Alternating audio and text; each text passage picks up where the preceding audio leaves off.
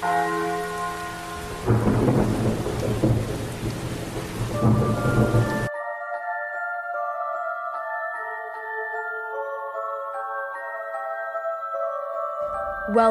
to the hidden side of business success, where people who are thriving loud tell their deepest and darkest secrets. Happy Halloween, my crazy, scary Thrive Loud listeners. Don't let the ghosts, goblins, witches, and vampires haunt you this Halloween. Instead, listen to the Thrive Loud podcast and let Lou Diamond scare you himself with his talk about work, business, and future success. Oh yeah, that's so much scarier than the thought of a monster living under your bed. But it's okay, because it's a good kind of scary, I think. Anyways, you guys make sure to have a safe yet spooky Halloween, and as you keep listening, try not to be too frightened. Get ready to thrive loud with Lou Diamond. Happy Halloween, Thrive Loud listeners. It is Halloween 2020. By the way, it feels like it's been Halloween every single day of this very interesting year, 2020. So let's go to a fun mini-sode, and I decided to do a flashback to exactly a year ago. Halloween 2019, pre-COVID fun conversations, but I picked this particular episode for two reasons. One, Rachel Augusta, our featured guest in this mini-sode, has a great vibe around Halloween. In fact, that's why we featured her exactly a year ago. I think we maybe even recorded that pre-music with her. I'm not sure about that, but regardless, this was a fun episode. Go back and listen a year ago to the full episode. We'll put the links to that show notes, and it was so great, and she was perfect for this time of year. The other reason was, at this particular time that I'm recording this, my own dog, my 11, almost 12-year-old cockapoo, actually was experiencing some health issues, and we were dealing with a lot of the medical system as it relates to my own dog.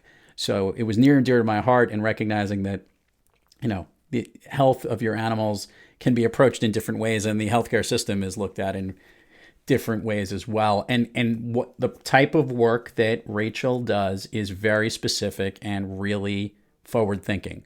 So it's definitely worth a listen. Go listen to the full episode. I highly recommend it, but this outtake really hits home a key part of what she's all about. So sit back and relax and enjoy this episode here on Halloween with Rachel Augusta. Well, I think so there's a huge gap in our medical system.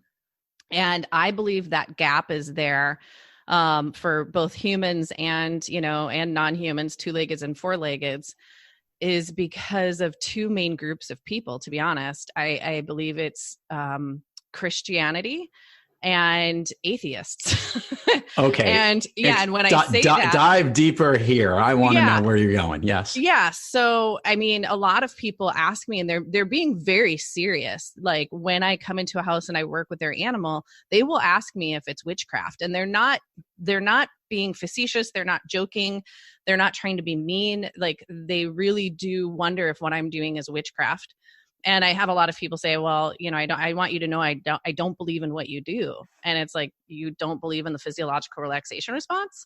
You don't believe in building up somebody's immune system through oxygenating the blood and regulating the hormones. And, and I've had this conversation, and a lot of times people are like, well, I can't see, because I'm an energy practitioner. I can't see what you're doing. And, and the analogy I like to use is, you have a TV and you have a remote control, and you turn one on, you turn on your television with remote control, but it's not connected. Like, is that witchcraft? And, but 100 years ago, it probably would have been looked at as maybe witchcraft, and it would have been really confusing. And it's the same thing with this. It's the same thing with holistic healthcare. So I believe that Christianity and atheism has created this huge gap in our medical field that's caused a lot of desperation with really sick people. Most autoimmune diseases, Western medicine does not know what to do. So with Christianity, you have a group of people that say there's one person who could have cured your leprosy. There's one person who could have solved this horrible situation with your health, but he's dead. And you're going to have to get on your knees and beg and pray that he helps you. I'm sorry. That was, right? But that it's was true. Spectacular. I hear you. And I'm going to lead into this part of the question. You might be more of an expert in this area than most, because as I learned, my dad is a pastor. Yes. You gave me a term. What did you call yourself? You called yourself a PK? I'm a PK, a preacher's kid. Preacher's kid. So you obviously have a very in-depth expertise from growing up in that environment to understand that thought process. Right. I guess I'm going to ask the question, and I'm not going to use the R word here, and referring to possibly going in the other direction. But what was the point in time that you saw that there was another way to do something? Was this a young thing that you saw, something that as you got older? When did you start to realize, well, maybe this is the problem, or the lack of openness might be a direction that you should pursue, because there are other ways to do things? Desperation. Okay. It came through desperation, because what happened was when the veterinarian said she's old, she's going to die, there's nothing more that can be done. A truer statement would have been, there's nothing more I can do.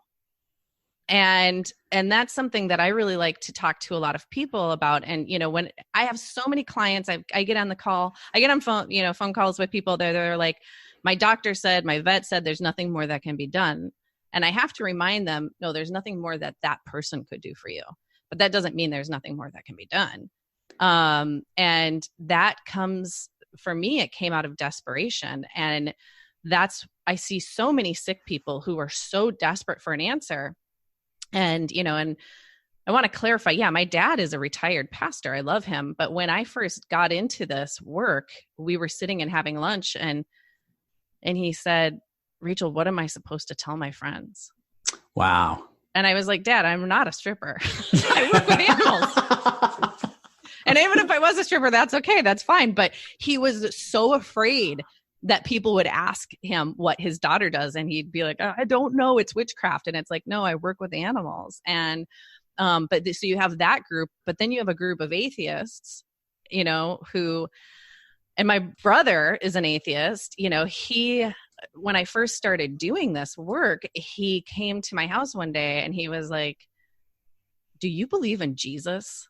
And it was this very we're Swedish. My grandparents are Swedish. So questions like that are very triggered. Like there's going to be a fight, And I was like, well, I'm really superstitious and I'm afraid to answer this question because I don't know that I believe in Jesus, but I don't really understand what's going on either. All I know is that my cat was given 2 weeks to live and now she's alive 3 years later, and I'm helping a lot of animals that were given death sentences.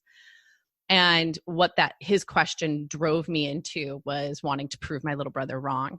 And I started to really research the science behind energy medicine and just holistic healthcare. And what I find is that it's two people will debate me on this, and it's Christians or atheists, because they believe that energy work or holistic healthcare in general is woo-woo and that it's based in spirituality. You've been listening to Thrive Loud with your host, Lou Diamond. Check us out on the web at thriveloud.com and follow us on Instagram, LinkedIn, Twitter, and Facebook at Thrive Loud. And check us out on the Good Pods app at Thrive Loud, where you can follow, listen, and connect directly to Lou and all of the Thrive Loud episodes. Thanks for listening.